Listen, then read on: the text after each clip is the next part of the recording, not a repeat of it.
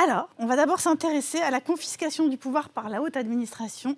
C'est la thèse qui est au cœur de votre essai, Chloé, un essai qui est intitulé « Les inamovibles de la République, vous ne les verrez jamais mais ils gouvernent ».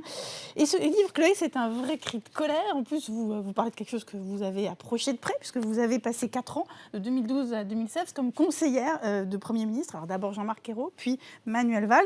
Et c'est là que vous avez touché du doigt certaines des aberrations du système. Oui, alors en fait, ça fait quasiment 10 ans maintenant que j'observe que j'analyse la politique et l'opinion, qu'on voit monter l'abstention d'année en année, qu'on voit monter les populismes, etc. Et finalement, les gens dégagent de plus en plus de politique et puis ils ont l'impression que rien ne change. Et à un moment donné, j'ai voulu apporter un témoignage sur une des raisons pour lesquelles, à mon sens, rien ne change, c'est justement l'inertie, la déconnexion, voire la capacité à entraver les décisions politiques que peuvent avoir la haute administration. Alors Chloé, vous l'avez pris au mot. Est-ce que vous avez cru qu'ils allaient faire évoluer le logiciel de l'action publique?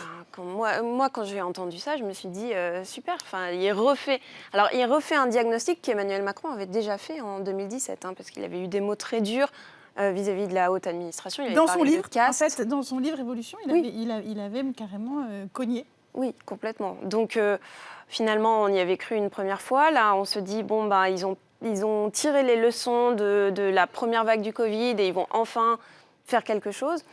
Finalement, on n'a rien vu ou presque depuis.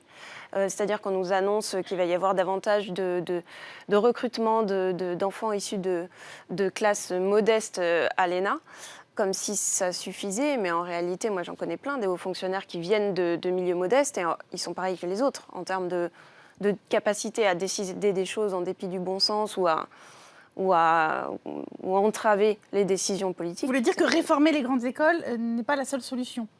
C'est une partie.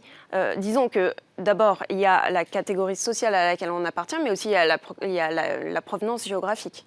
Parce qu'on sait que finalement, c'est beaucoup plus facile lorsqu'on est à Paris que lorsqu'on est au fin fond de la Creuse, d'accéder aux grandes écoles.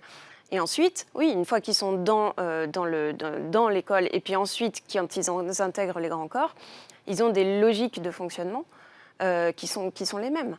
Et du coup, ils sont dans l'entre-soi pas parce qu'ils ont une volonté de nuire, c'est pas du tout ça. Et pas non plus parce qu'ils sont incompétents, c'est parce qu'ils sont incités à penser à leur carrière. Et pour servir votre carrière quand vous êtes dans un grand corps, il faut plaire à tout le monde.